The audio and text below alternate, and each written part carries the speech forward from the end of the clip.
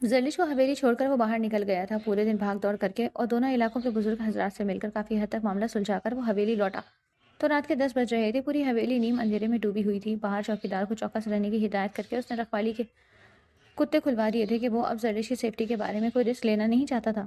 وہ تھکا ہارا اندر آیا اور سیدھا خانم بی کے کمرے میں آیا، جو حسب توقع تسبیح ہاتھ میں لیے ورد کرتی ہوئی بستر پر نیم دراز اس کا انتظار کر رہی تھی۔ کچھ دیر ان کے پاس بیٹھ کر وہ اوپر آرام کرنے کے غرض سے اپنے کمرے کی طرف چلا آیا، پھر نہ جانے کیا سوچی کہ بس ایک نظر زرلش کو دیکھنے کی خاطر وہ اس کے کمرے کے دروازے پر رکا، پھر آہستگی سے اس کا دروازہ کھولا اور چونک گیا۔ وہ سامنے ہی درد کی شدت سے نڈھال اپنا پیر پکڑے بستر سے اتر کر فرش پر بیٹھی ہوئی رونے کا شغل فرما رہی تھی۔ وہ تیزی سے اندر داخل ہوا۔ زرلش جس کی آنکھ کچھ دیر پہلے ہی کھلی تھی، اس کا ذہن بہت زیادہ بوجھل سا ہو رہا تھا اور حلق میں پیاس کی شدت سے کانٹے سے چبھ رہے تھے۔ کچھ دیر وہ آنکھیں کھولے نیم اندھیرے کمرے کی چھت کو بے خیالی سے تکتے رہی، پھر اسے سب یاد آتا چلا گیا۔ اس کا شعور بیدار ہونے لگا۔ صبح باغیچے میں دو انجان آدمیوں کا کودنا، اس کا اغوا ہونا، ایک انجان کمرے میں آنکھ کھلنا، سردار نبیل کا کمرے میں آ کر اسے پکارنا، سردار انعام افندی کا آ کر اسے بچانا، گاڑی میں بیٹھنے تک تو اس کے حواس قائم تھے۔ پھر اس کے بعد کیا ہوا؟ وہ گھبرا کر اٹھنے لگی تھی جب پیر میں شدید قسم کا درد اٹھا۔ وہ کرا کر اپنا پیر پکڑتی ہوئی بستر کے پاس ہی فرش پر بیٹھتی چلی گئی۔ اس وقت اپنی عزت بچانے کے لیے وہ الماری کے پیچھے چھپ گئی تھی جہاں کچھ کیلیں تھیں۔ اکھڑا ہوا سیمنٹ اور پلاسٹر تھا جو اس کا پیر بری طرح سے زخمی کر گیا تھا۔ تم ٹھیک ہو؟ رو کیوں رہی ہو؟ سردار انعام کی بھاری آواز سن کر اس نے اپنی آنسوؤں سے لبریز آنکھیں اٹھا کر اسے دیکھا، جو دیوار پر ہاتھ مار کر لائٹس آن کر کے تیزی سے چلتا ہوا اس کے نزدیک آ کر اب دو زانوں ہو کر اس کے سامنے بیٹھ چکا تھا۔ یہ کیا ہوا؟ وہ اس کے سوجے ہوئے سرخ پیر کو دیکھ رہا تھا جس پر اچھا خاصا خون جمع ہوا تھا۔ وہ ادھر کیلیں تھی، وہ اٹک اٹک کر بولی۔ بنا کچھ کہنے سردار انعام افندی نے جھک کر اس کے پھولوں سے ہلکے وجود کو اپنی باہوں میں بھر کر فرش پر سے اٹھا کر بستر پر احتیاط سے بٹھایا۔ تم یہیں بیٹھو، میں ابھی آیا۔ وہ اسے ہدایت دیتا ہوا باہر نکلا۔ اپنے کمرے میں آ کر اس نے روم فریج سے اورنج جوس کا ڈبہ نکالا اور سائڈ میز پر پڑا اپنا میڈیکل باکس اٹھا کر وہ زرلش کے کمرے میں آیا۔ یہ لو، تھوڑا جوس پیو، تقویت ملے گی۔ اس نے جوس کا باکس کھول کر اسٹرا ڈال کر زرلش کا ہاتھ پکڑ کر اس نے تھمایا اور خود اس کے پیروں کے پاس بیٹھ کر اس کے زخم پیر کا معائنہ کرنے لگا۔ بیچ پیر میں سوراخ سا تھا۔ اس نے اپنا باکس کھول کر ٹنکچر آیوڈین اور روئی نکال کر ایک ہاتھ میں زرلش کا سوجا ہوا زخمی پیر پکڑا۔ یہ آپ کیا کر رہے ہیں؟ وہ تڑپ کر اپنا پیر چھڑانے لگی۔ ریلیکس، مت بھولے میں ایک ڈاکٹر بھی ہوں۔ اس نے احتیاط سے زرلش کے پیر کا زخم صاف کر کے اس میں اینٹی سیپٹک مرہم بھی بھر کر بینڈیج کی۔ بہت گہرا کٹ ہے، اگر پٹی نہ کی جاتی تو انفیکشن بھی ہو سکتا تھا اور رات پھر بلیڈنگ ہوتی رہی جس سے جان بھی جا سکتی تھی۔ اس نے باکس بند کیا۔ کچھ کھانے کو لاؤں؟ وہ دوستانہ انداز میں پوچھ رہا تھا۔ نہیں، زرلش نے نفی میں سر ہلایا۔ اوکے، پھر یہ جوس پورا ضرور پی لینا۔ وہ اسے ہدایت کرتا ہوا وہاں سے نکل گیا۔ زرلش خیر خیریت سے بنا کسی بڑے نقصان کے حویلی واپس آ چکی تھی۔ خانم بی نے فوری شکرانے کے نفل ادا کیا اور اس کا صدقہ نکالا۔ دادی جان، ان کے سلام پھیرنے کے بعد سنجیدہ سا آرام خان ان کے پاس آ کر بیٹھا۔ مخالف قبیلہ اتنی آسانی سے بیٹھنے والا نہیں ہے، بہتر یہی کہ آپ میرا اور زرلش کا فوری نکاح کروا دیں۔ وہ حد درجہ سنجیدہ دکھائی دیتا۔ گلجانہ، خانم بی نے احرام کو جواب دینے کے بجائے گلجانہ کو آواز دی۔ G B B G. وہ بوتل کی چن کی طرف فوری حاضر ہوئی۔ زرلش کو بلا کر لاؤ، انہوں نے اسے حکم دیا اور پھر دعا کے لیے ہاتھ اٹھا دیے۔ احرام بڑے صبر سے ان کی دعا ختم ہونے کا انتظار کر رہا تھا۔ دعا مانگ کر چہرے پر ہاتھ پھیرنے کے بعد وہ احرام کی طرف متوجہ ہوئی۔ اللہ نے عورت کو بڑی نرم مٹی سے بنایا ہے، وہ شیشے کے جیسے نازک ہوتی ہے، اگر اس پر زبردستی کرو گے یا دباؤ ڈالو گے تو وہ ٹوٹ کر ایسا بکھرے گی کہ پھر کبھی جڑ نہیں پائے گی۔ اسے سمجھا رہی تھی اور باہر گلجانہ کے ساتھ آتی زرلش کے قدم ان کی بات سن کر تھم سے گئے۔ ہم زرلش کی طرف تمہارے جھکاؤ سے بخوبی واقف ہیں۔ ہماری بھی خواہش ہے کہ وہ ہماری بہو بنے، لیکن بیٹا اس کی منگنی اس کے تائے کے بیٹے سے ہوئی ہے جو اس کے ماں باپ نے کی تھی۔ تم جانتے ہو ہم پختونوں میں زبان ہی اہم ہوتی ہے۔ زرلش ہمارے پاس امانت ہے، ہم امانت میں خیانت کیسے کریں؟ وہ اپنی خواہش بتا کر اب اس سے سوال کر رہی تھی۔ جن لوگوں نے پلٹ کر اسے پوچھا کہ وہ زندہ بھی ہے کہ نہیں، آپ ان کی حمایت کر رہی ہیں؟ آرام افندی نے تعصب سے انہیں دیکھا۔ نہیں، میں کسی کی طرفداری نہیں کر رہی، لیکن بیٹا سوچو ذرا، وہ منگنی شدہ ہے، اوپر سے سردار نبیل بھی اس کے پیچھے پڑا ہے، تو کیا اس سب میں تمہارا نام آنا ضروری ہے؟ مجھے غلط مت سمجھو، آج جو ہوا اس کے بعد جرگہ ضرور بیٹھے گا اور وہ تمہارا حق وصول ویسے قبول نہیں کریں گے جیسے کہ اس کے خونی رشتوں کا۔ انہوں نے وضاحت طلب نظروں سے اپنے سامنے بیٹھے اپنے خوبرو پوتے کو دیکھا۔ میں نے ابھی زرلش کو بلوایا ہے، جو فیصلہ وہ کرے گی اسے مقدم مانا جائے گا۔ یہ زندگی اس کی ہے تو فیصلہ بھی اسی کا ہونا چاہیے۔ وہ دو ٹوک لہجے میں بولی۔ بی بی اندر چلیں۔ اپنے پیچھے گل جانے کی آواز پر زرلش اپنے حواسوں میں واپس آئی اور سر پر دوپٹہ درست کرتی اندر داخل ہو گئی۔ اس کی خانم بھی سے عقیدت اور پھر اور بھی بڑھ گئی تھی۔ وہ خواہ الٹا سیدھا سوچتی رہی، جبکہ خانم بھی تو ہمیشہ اس کے ساتھ تھی۔ اس کی بات کو مقدم جان رہی تھی، اب وہ انہیں مزید پریشان نہیں کرنا چاہتی تھی۔ سردار احرام افندی سے نکاح کا مطلب تھا دو قبیلوں میں دشمنی کی داغ بیل ڈالنا۔ سردار نبیل نے سردار ارحم افندی کے خون کا پیاسا ہو جانا تھا اور یہ درست نہیں تھا. وہ اس سب کی متحمل نہیں ہو سکتی تھی. سوچو میں ڈوبی وہ کمرے میں داخل ہوئی. آؤ بیٹی ادھر بیٹھو. خانم بھی نے پیار سے اپنے پاس اس کے لیے جگہ بنائی. زرلش حالات سے تم اچھی طرح واقف ہو بیٹی, اس لیے ہم چاہتے ہیں کہ اب تمہیں مضبوط ہاتھوں میں سونپ دیا جائے. انہوں نے بات شروع ہی کی تھی کہ زرلش نے مخاطب کیا. وہ نہیں چاہتی تھی کہ خانم بھی اس سے احرام کے متعلق بات کریں کیونکہ وہ پھر انکار نہ کر پاتی, اور اقرار کا مطلب تھا احرام کی موت کے پروانے پر دستخط کرنا, اور اس کی سکت اس میں نہ تھی. دادی میں اب یہاں نہیں رکنا چاہتی. آپ بس مجھ پر ایک آخری احسان کر دیں, مجھے میرے تایا ابو کے پاس بھجوا دیں. اس کی بات سن کر احرام کے چہرے کے ساویے بگڑنے لگے. تم یہاں سے کہیں نہیں جا سکتی. وہ سخت لہجے میں اس سے مخاطب ہوا. مجھے جانا ہے, میں اب اس علاقے اس ملک میں رہنا نہیں چاہتی. وہ نظریں اٹھا کر پہلی بار احرام افندی کی آنکھوں میں جھانکتے ہوئے مضبوط لہجے میں بولی. ایسا ممکن نہیں ہے. احرام سرد لہجے میں بولا. وہ اس کی بات ماننے کو تیار نہیں تھا. دادی پلیز. زرلش نے اب خانم بھی کی طرف التجائی انداز میں دیکھا. زرلش تم. وہ کھڑا ہوا اور اس کو بازو سے پکڑ کر کمرے سے باہر لے گیا.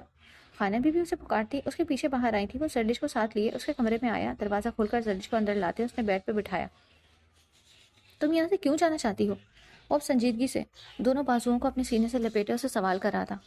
مجھے جواب چاہیے زرلش سلطان, اور آج میں اپنے سوالات کے جواب لیے بغیر یہاں سے نہیں جانا چاہتا. وہ خود آیا. میرا جانا ہی مناسب ہے. زرلش نے سر اٹھا کر اسے دیکھا جو ابھی بھی دیوار کے بانے اس کے سامنے کھڑا تھا. وہ نظریں چراتی اپنا دوپٹہ سنبھالتی بستر سے اٹھنے لگی کہ ارحام نے جھک کر اسے اٹھنے سے روکا. وہ کسی بادل کی طرح سے اس پر چھایا گیا تھا. وہ شخص جس نے پلٹ کر تمہیں نہیں پوچھا, تمہاری ماں کے گزر جانے پر تمہارا سہارا نہیں آیا.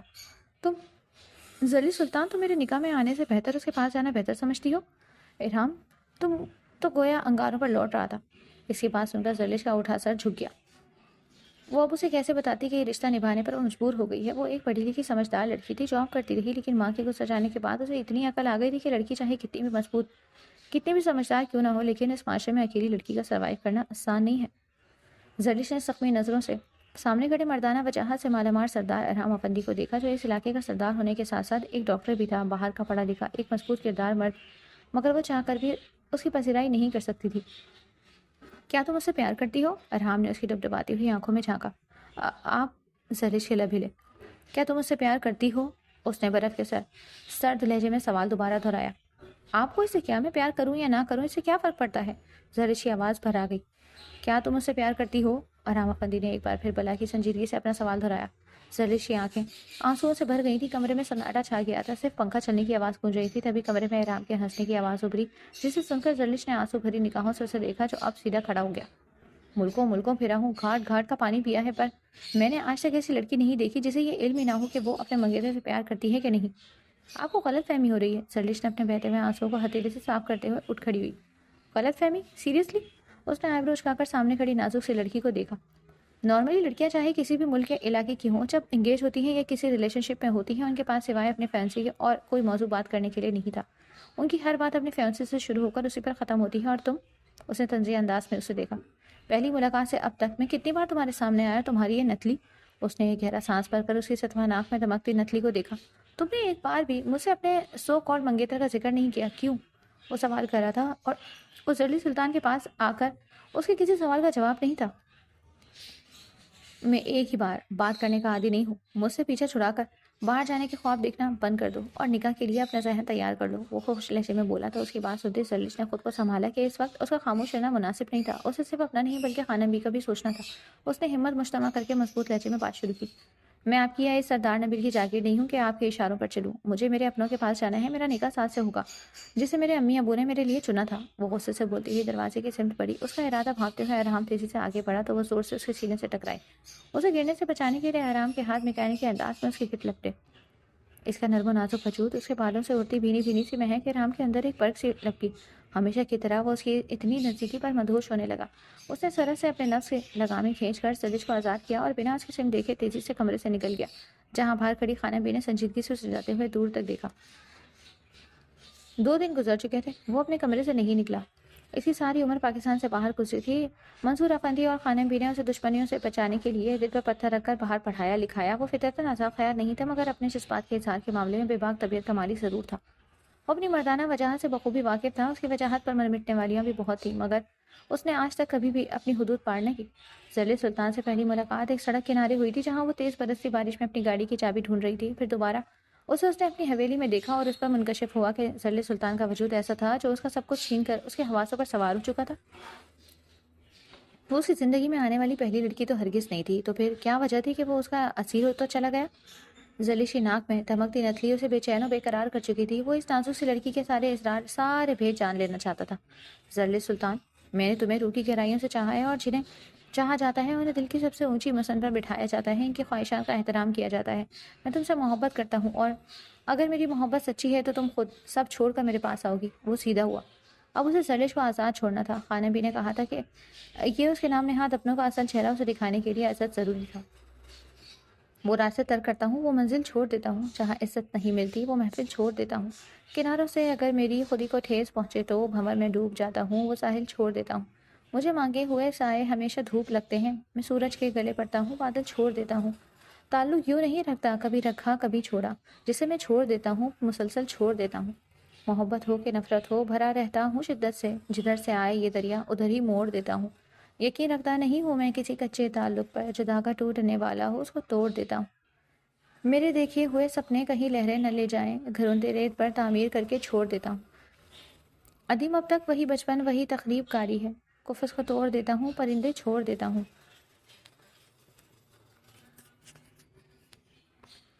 وہ اس وقت جرمنی کے انٹرنیشنل ایئرپورٹ کے نزدیک ایک 5 اسٹار ہوٹل میں موجود تھی۔ طویل پرواز سے وہ ٹھیک ٹھاک تھک کر سو چکی تھی۔ کچھ دیر سستی سے بیڈ پر لیٹی رہنے کے بعد وہ ہمت کر کے اٹھی اور شاور لینے چلی گئی۔ تازہ دم ہو کر وہ کمرے میں واپس آئی۔ اس وقت اس نے پیچ کلر کا خوبصورت سا لباس پہنا ہوا تھا جو اس پر بہت جچ رہا تھا۔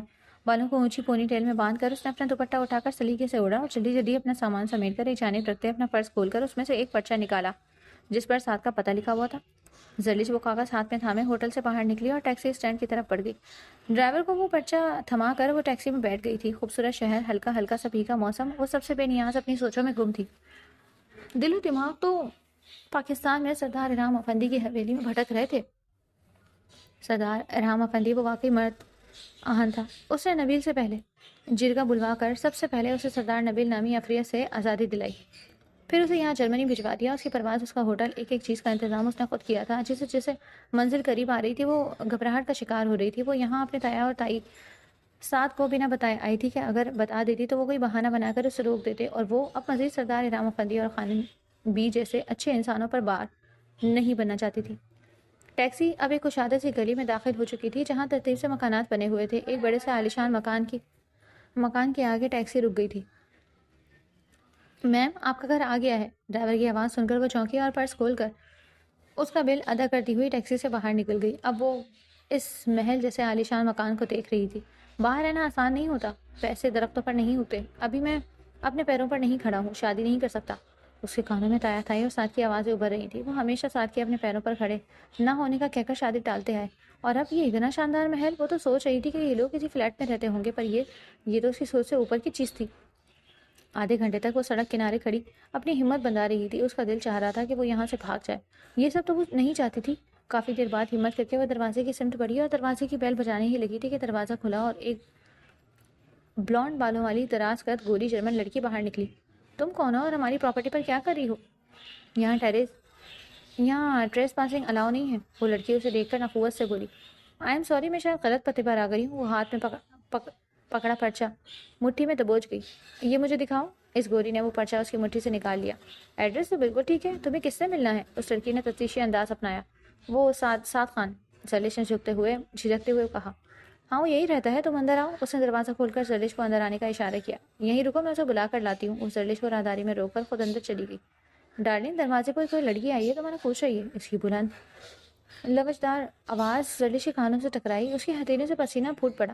وہ یہاں سے چلی جانا چاہتی تھی۔ وہ پلٹی اور چلتی ہوئی دروازے تک آئی۔ اس نے ہینڈل پر ہاتھ رکھ کر دروازہ کھولنا چاہا، جس پر وہ کھول نہیں سکی۔ گھبراہٹ اور الجھن کی وجہ سے وہ نوب کو الٹا گھما رہی تھی۔ زلیش، تم؟ پیچھے سے ساتھ کی آواز ابھری اور زلیش کا دل چاہا زمین پھٹ جائے اور وہ اس میں سما جائے۔ وہ ادھر بنا بتائے اپنا بھرم رکھنے کے لیے تو آ تو گئی تھی، لیکن اب اس کا ساتھ کا سامنا کرنے کو دل نہیں مان رہا تھا۔ زلیش، یہ تم ہی ہو نا؟ ساتھ کی آواز پر وہ نوب پر سے ہاتھ ہٹاتی ہوئے آہستگی سے پلٹی۔ سامنے ہی ساتھ کھڑا تھا۔ زلیش کی نظریں ساتھ کی نیلی آنکھوں سے ٹکرائیں۔ وہ نیلے رنگ کا بات گاؤن پہنے ہوئے تھا۔ زلیش نے نظر نیچے کی تو اسے ساتھ کے پیروں کے پاس پانی ٹپکتا نظر آیا۔ وہ یقیناً نہا رہا تھا۔ زلیش، اس کی نگاہیں واپس اسے چہرے تک آئیں۔ وہ تو پہلے سے بھی بہت زیادہ وجیہہ ہو گیا تھا۔ زلیش نے تو اسے سالوں سے صرف تصویروں میں دیکھا تھا، اسے ہرگز اندازہ نہیں تھا کہ وہ اتنا لمبا ہوگا۔ میں اندر بات اور بات لے رہا تھا جب کیمرری نے بتایا کہ کوئی لڑکی مجھ سے ملنے آئی ہے. اسے بغور دیکھتا ہوا بول رہا تھا. لہجے میں کسی بھی قسم کی گرم جوشی کا عنصر شامل نہ تھا. ہاں حیرت کی زیادتی ضرور تھی. تم یوں اچانک سے ادھر کیا کر رہی ہو؟ کیسے آنا ہوا؟ وہ سوال کر رہا تھا اور سرلش اس کی سمجھ میں نہیں آ رہا تھا کہ کیا جواب دے. وہ کیوں اس کے پاس آئے گی بھلا؟ اسے یوں جھنجھلا دیکھ کر ساتھ کو اس پر ترس آیا. وہ آگے بڑھا اور سرلش کے کندھوں پر ہاتھ رکھا. زیادہ سوچو مت، اندر آؤ، چائے پیتے ہوئے باتیں کرتے ہیں. ویسے تم جرمنی کب آئی؟ مجھے بتایا کیوں نہیں؟ تم کدھر ٹھہری ہو؟ وہ اس سے مختلف سوالات کرتا آگے بڑھ رہا تھا اور سرلش بنا جواب دیے خاموشی سے اس کے پیچھے چل رہی تھی. وہ اسے ساتھ لیے باہر پیٹیوں کی طرف آ گیا تھا جس کے سامنے ایک بڑا سا سوئمنگ پول تھا اور اس کے سامنے لکڑی کی آرام دہ کرسیاں رکھی ہوئی تھیں. بیٹھو. وہ سرلش کو ایک کرسی پر بیٹھنے کا اشارہ کرتے ہوئے خود دوسری کرسی پر بیٹھ گیا. ان دونوں کے بیٹھتے ہی ایک ملازمہ کھانے پینے کا پوچھتے اس کے نزدیک آئی. تم نے تو مجھے حیران ہی کر دیا. میرے خیال سے تمہارے آنے کی خوشی میں بلکہ چائے چھوڑو، کچھ خاص، کچھ پاورفل ہونا چاہیے. وہ سرلش سے بات کرتے کرتے ملازمہ کی طرف پلٹا. میرے لیے بیئر اور سینوریٹا کے لیے مارنیٹی پلیز. وہ ملازمہ کو ہدایت دے کر پھر سے سرلش کی طرف متوجہ ہوا جو اس کو آرڈر سن کر سنی رہ گئی. تم سناؤ، اولڈ پاکستان میں سب کچھ کیسا ہے؟ سعد اس کے جواب کا انتظار کیے بنا ہی بولے جا رہا تھا. مجھے اطلاع دے کر آنا چاہیے تھا. انگلیاں چٹکاتی ہوئی دھیمے لہجے میں بولی بھی تو کیا. پاگل مت بنو، تمہارا یہاں آنا میرے لیے حیران کن ہی ہے. ویسے تم نے بتایا نہیں کہ تم یہاں کیوں آئی ہو. کیا کوئی خاص کام تھا؟ اس کی بات سن کر سرلش نے تھوک نکلا. یہ تو وہ ساتھ تھا ہی نہیں جس کے ساتھ اس کا بچپن گزرا تھا. یہ تو کوئی اور ہی تھا. کوئی شخص کے لیے یہاں تک چل کر آئی تھی جو اسے اس کے آنے کی وجہ دریافت کر رہا تھا. کیا اسے معلوم نہیں تھا کہ وہ کیوں کر اس کے پاس آنے کو مجبور ہوئی؟ سرلش کو ایک جدید قسم کے تعصب نے اپنے گھیرے میں لیا. مجھے تم سے بات کرنی تھی. وہ سنبھل کر بولی. یا فیصلہ ہو ہی جائے، آر یا پار. کیا مطلب؟ وہ چونک کر سیدھا ہوا. تم اتنی دور سے فلائٹ لے کر صرف مجھ سے بات کرنے آئی ہو؟ وہ حیرانگی سے اسے دیکھ رہا تھا. ملازمہ ڈرنکس لے آئی تھی. سرلش نے اسے منع کر کے ساتھ کو دیکھا جو بیئر کو گلاس ہونٹوں سے لگائے سامنے دیکھ رہا تھا جہاں سے وہ دراز قد گوری کیمبرلی اندر داخل ہو رہی تھی. کم ڈارلنگ، آؤ ان سے ملو. یہ میرے والدین کے آبائی علاقے سے ہیں، ہماری جاننے والی ہیں. اس کے تعارف پر سرلش نے زخمی نظروں سے اسے دیکھتے ہوئے کیمبرلی سے ہاتھ ملایا. وہ کون سا اس سے رشتہ جوڑنے کو مری جا رہی تھی، مگر وہ کزن کہہ کر بھی تو تعارف کروا سکتا تھا نا. ساتھ مجھے پارلر جانا ہے، شام کو ٹام کی پارٹی ہے، تمہیں یاد ہے نا. وہ گوری سرلش سے ہاتھ ملا کر دوبارہ ساتھ سے مخاطب ہوئی. ہاں بس 10 منٹ دو، یہ لڑکی جانے ہی والی ہے، پھر میں تمہیں ڈراپ کر دوں گا ڈارلنگ. وہ نرمی سے بولا تو وہ مسکرا کر ہاتھ ہلاتی ہوئی اندر کہیں گم ہو گئی. تم نے ڈرنک نہیں لی؟ کیمبرلی کے جانے کے بعد وہ پھر سرلش کی طرف متوجہ ہوا. میں شراب نہیں پیتی. وہ مضبوط لہجے میں بولتی ہوئی کھڑی ہوئی اور اپنے گلے میں پڑی چین کو اتارنے کی کوشش کی مگر نہ اتار سکی تو جلد بازی میں یوں کھینچا کہ وہ ٹوٹ کر اس کے ہاتھ میں آ گئی. چین کے اندر منگنی کی انگوٹھی پروئی ہوئی تھی.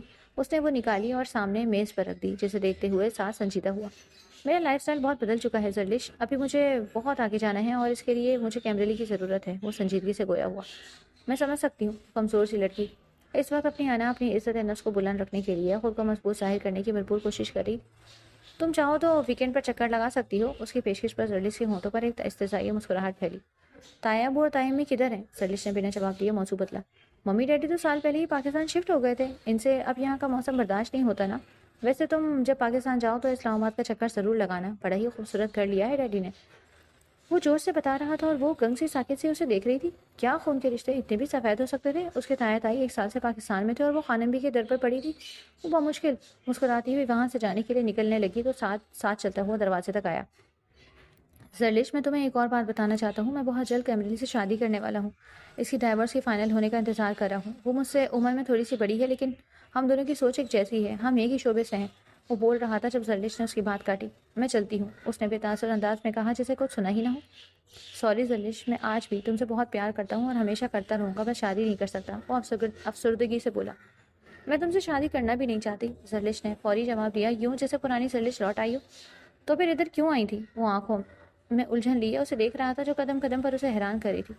میں یہاں تمہاری انگوٹھی واپس کر کے اپنے آپ کو بچپن کے اس نام نہاد رشتے سے آزاد کرانے کے لیے آئی تھی. دل میں کوئی اور ہو اور شادی کسی اور سے کر لوں، یہ میرے لیے ممکن نہیں. امید ہے کہ اب کبھی ملاقات نہیں ہوگی. وہ بات مکمل کر کے رکی نہیں تھی. پیچھے کھڑے صاحب خان کو یوں لگا جیسے اس کا دل خالی ہو گیا، مگر وہ جذبات کی نہیں آسائشات کی فکر کرنے والا شخص تھا. چند دن لگنے تھے اسے اور بھول جانا تھا. کوئی سرلش بھی تھی اور اس کی زندگی میں. وہ باہر نکل کر 2 قدم ہی آگے بڑھی تھی کہ سامنے وہی ٹیکسی والا آ کر رکا. میم آئیں آپ کو ہوٹل چھوڑ دوں. سرلش نے غائب دماغی سے اسے دیکھا اور پھر اس بات میں سر ہلا کر ٹیکسی میں بیٹھ گئی.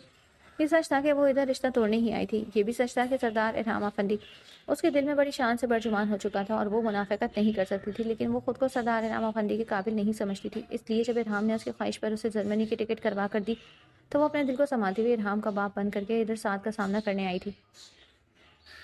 اب سارے راستے صاف تھے، اس کی زندگی میں کچھ بھی نہیں تھا، نہ سردار ارحام افندی، نہ سردار نبیل، نہ سعد خان۔ آج سے وہ اکیلی تھی اور اب یہ زندگی اسے خود ہی تنہا گزارنی تھی۔ اگلے ہی دن وہ فلائٹ پکڑ کر واپسی پاکستان آ چکی تھی۔ وہ سیدھا اپنے گھر آئی۔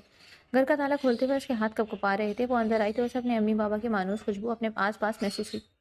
پورا گھر اندھیرے میں ڈوبا ہوا تھا، در و دیوار سے ایک وحشت سی ٹپکتی ہوئی محسوس ہو رہی تھی۔ زردش نے گھبرا کر ساری بتیاں جلا دی۔ اس نازک سی لڑکی کا یوں اکیلے گھر میں رہنا آسان تو نہیں تھا، مگر اب زندگی کو گزارنا تو تھا ہی۔ اسے صبح اٹھ کر ملازمت کی تلاش میں بھی نکلنا تھا۔ وہ اپنا سامان کمرے میں رکھ کر کچن میں آئی جو خالی اور ویران پڑا تھا، چولہے پر گردی گردی۔ صبح گروسری کا سوچ کر وہ پلٹنے لگی کہ لائٹ چلی گئی۔ اسی اسی وقت کچن کی جانب دیوار پر بیٹھی بلی نے چھلانگ لگائی تو ایک فلک شگاف چیز زردش کے منہ سے برآمد ہوئی تھی۔ وہ خوفزدہ ہو کر کچن سے نکل کر صحن کی طرف بھاگی جب کسی سے زوردار تصادم ہوا۔ اس سے پہلے وہ زمین پر گرتی، دو مضبوط ہاتھوں نے اسے تھام لیا۔ ڈرو مت، تم اکیلی نہیں ہو، میں ہوں تمہارے ساتھ۔ ارحام افندی کی گمبھیر آواز سن کر وہ دنگی تو رہ گئی تھی، مگر یہ بھی سچ تھا کہ اس کی یہاں موجودگی سے اسے ایک سکون سا بھی محسوس ہوا۔ اس نے ایک گہرا سانس بھرا۔ اگلے ہی پل اپنی حالت کا خیال آتے ہی وہ سٹپٹا کر پیچھے ہٹی۔ آپ ادھر؟ زرلش کے لب دھیرے سے ہلے۔ اندر چلو، باہر چھت پر سے آس پڑوس کے لوگ تمہیں دیکھ رہے ہیں۔ وہ اسے ساتھ لیے سیل فون کی ٹارچ جلا کر اسے اندھیرے گھر میں داخل ہوا۔ شاید کوئی اس کی چیخ کی وجہ سے اس طرف متوجہ ہوا تھا۔ تم واپس حویلی کیوں نہیں آئی؟ وہ اب سکون سے اسے سوال کر رہا تھا جب اچانک سے لائٹ آ گئی۔ مجھ سے بھاگ کر کدھر جاؤ گی زمان جان؟ ارحام نے جذبات سے بوجھل لہجے میں سوال کیا۔ میں جرمنی گئی تھی اور زرلش نے اسے تفصیل بتانی چاہی، مگر ارحام بیچ میں ہی بول اٹھا۔ جانتا ہوں، میں نے ہی تمہاری ٹکٹ کروائی تھی، اور اگر تم اپنے ہوش سلامت رکھتی تو جان جاتی کہ جہاز میں تم سے کچھ فاصلے پر میں موجود تھا۔ در حقیقت ایک ہی ہوٹل میں ہم ٹھہرے تھے۔ وہ انکشاف کرتا اسے حیران کر گیا۔ میں جرمنی گئی، میں ساتھ سے ملی، آپ، دادی، سب لوگ درست سے، میں غلط تھی، ساری غلطی میری تھی، باقی سب صحیح تھے۔ وہ پھٹ پڑی کہ اس کے دل کے اندر غبار بھرا پڑا تھا۔ سب کس بات پر درست تھے؟ اس نے آئی بروز کھا کر سوال کیا۔ ساتھ کے بارے میں، تائی کے بارے میں ماضی میں رہ رہی تھی۔ مجھے لگتا تھا کہ میری امی کا بنایا ہوا رشتہ ہے۔ میں وہ فرش پر بیٹھی پھٹ پھٹ کر رو پڑی۔ اتنے دنوں کا غبار آج اس مہربان کو سامنے پا کر باہر نکلنے کا راستہ بنا گیا۔ مٹی سے اٹے فرش کی پرواہ کیے بنا وہ آہستگی سے اس کے نزدیک دوسانوں ہو کر بیٹھا۔ کیا تمہیں ساتھ سے رشتہ ختم ہونے کا دکھ ہے؟ ارحام کے سوال پر اس نے جھٹ نفی میں سر ہلایا۔ نہیں، وہ ویسا ہرگز نہیں تھا جیسا میں نے تصور کیا۔ وہ میرے پاپا جیسا نہیں تھا، وہ عام مرد تھا، مادی لذتوں کے پیچھے بھاگنے والا، ایک ایسا شخص جو میرا آئیڈیل کبھی نہیں ہو سکتا۔ وہ ہچکیوں کے درمیان بمشکل بولی۔ چلو چھوڑو یہ سب کچھ، یہ بتاؤ تم نے اس سب سے کیا سبق حاصل کیا؟ اس کے آنسو صاف کرتا وہ نرمی سے بولا۔ سبق؟ زرلش نے حیرت سے اسے دیکھا۔ ہاں سبق، میں جانتا ہوں کہ تم نے کیا سیکھا۔ ارحام نے اپنا سوال دہرایا۔ غلطیاں ہمیں بہت دکھ دیتی ہیں، ہماری یہ غلطی زندگی خراب کر دیتی ہے، زرلش پرجوش انداز میں بولی۔ ابھی تم نے کہا کہ سانس سے رشتہ ختم ہونے پر تمہیں کوئی دکھ نہیں، تو اب کیا یہ اب تمہیں غلطی لگ رہی ہے؟ ارحام نے ایک اور سوال پوچھا۔ نہیں، یہ غلطی نہیں ہے، بلکہ یہ ایک بہترین فیصلہ تھا، وہ پہلے سے مضبوط لہجے میں بولی۔ تو پھر تم نے کیا غلطی کی ہے زرلش؟ ارحام کا لہجہ اس بار قدرے سرد تھا۔ پتہ نہیں، وہ نظریں چرا گئی۔ مس زرلش سلطان، وہ اس کا پورا نام لیتے ہوئے غرایا۔ میرا وقت ضائع کرنا بند کرو، میں اچھی طرح سے جانتا ہوں، مگر اس وقت تمہارے منہ سے سب سچ سچ سننا چاہتا ہوں۔ وہ سینے پر ہاتھ باندھے سٹ نظروں سے اسے دیکھ رہا تھا، جس کی آنکھوں سے آنسو بہتے چلے جا رہے تھے۔ میں اس نے بڑی مشکل سے آنسو صاف کے ساتھ بولنا شروع کیا۔ مجھے ساتھ سے ملنا تھا، آپ سے دور جانا تھا۔ اس نے ہچکی لی۔ مجھے آپ سے محبت، زرلش نے کہتے کہتے تک کر سختی سے لب بھینچے۔ میں آپ سے دور جانا چاہتی تھی۔ وہ بات بدل گئی۔ کیوں؟ سامنے سے فوری سوال آیا۔ کیونکہ میں آپ سے پیار کرتی ہوں اور میں نہیں چاہتی کہ میری وجہ سے کوئی آپ کی جان کا دشمن بنے، آپ کو نقصان پہنچائے۔ وہ پھٹ پڑی۔ ارحام نے گہرا سانس بھر کر اسے دیکھا جو اپنی آنکھوں پر رو رو کر ظلم کیے جا رہی تھی۔ سنو، اس نے آگے بڑھ کر زرلش کا چہرہ اپنی شہادت کی انگلی سے اوپر اٹھایا۔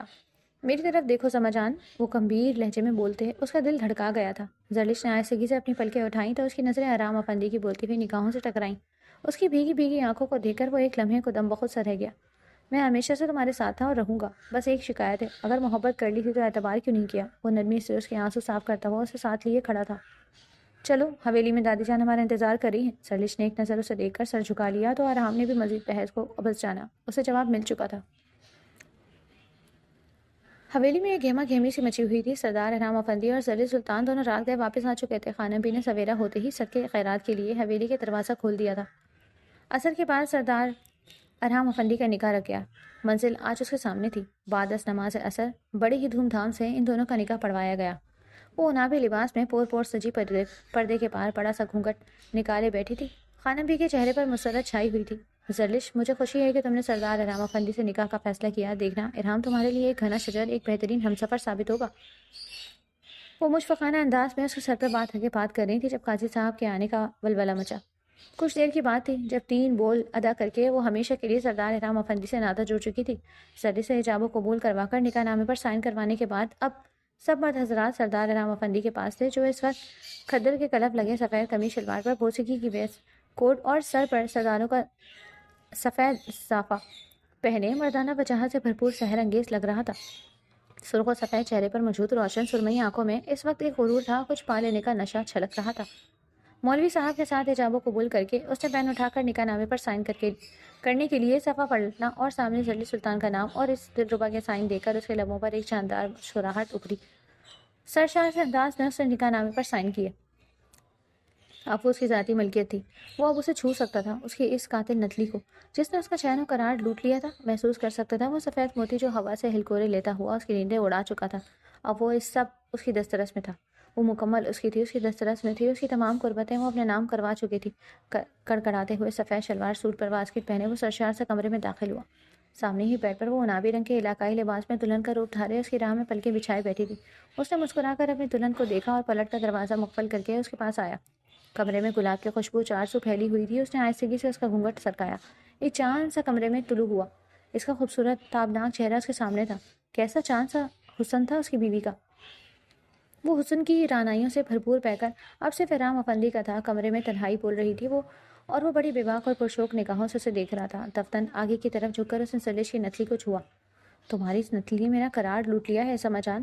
زرلش اس وقت اس کی بولتی ہوئی بے باک نگاہیں خود پر محسوس کرتی ہوئی اچھا خاصا گھبرا رہی تھی۔ جیسے ہی اس نے اس کی نتلی کو چھوا وہ لرز کر پیچھے کی طرف ہوئی۔ شادی مبارک ہو سما جان، ارحام کی بھاری گمبھیر آواز ابھری تو وہ مسکرا کر سر جھکا گئی۔ کچھ کہو گی نہیں؟ ارحام کے سوال پر وہ اسے دیکھنے لگی۔ کیا کہوں؟ زرلش نے سوالیہ نظروں سے اسے دیکھا۔ مجھے شادی کی مبارکباد نہیں دو گی سما جان؟ زرلش نے اس کی بات پر شرماتے ہوئے اپنا چہرہ حنائی ہاتھوں میں چھپا لیا تو ارحام نے اس کی اس ادا پر ہنستے ہوئے اسے اپنی جانب کھینچ کر خود میں بھیجا۔ اب اس کے نزدیک ہوا، سرگوشیاں کر رہا تھا۔ اس کی مرحوم ماں باپ کی دعائیں اس کے ساتھ تھیں، اور دعائیں کبھی بھی رائگاں نہیں جاتی۔ وہ اللہ کی حد درجہ شکر گزار تھی جس نے اس کی محبت اسے عطا کر دی۔ زندگی سردار ارحام افندی کے ساتھ بہت خوبصورت ہو گئی تھی کہ ارحام نے اپنی چاہت، اپنی محبت سے اس کے دل کو پھر سے دھڑکنا سکھا دیا۔ وہ روز اس کی تعریف کرتا اور وہ روز شرما کر بڑے حق سے یہ تعریف وصول کرتی۔ زندگی اپنی ڈگر پر چل پڑی تھی۔ وہ ارحام افندی کے مضبوط پناہوں میں آتے ہی سب بھول کر اپنی گھرستی میں مگن ہو چکی تھی۔ سچ ہے کہ ہم سفر وہی ہونا چاہیے جس کا نام دل میں دھڑکتا ہو۔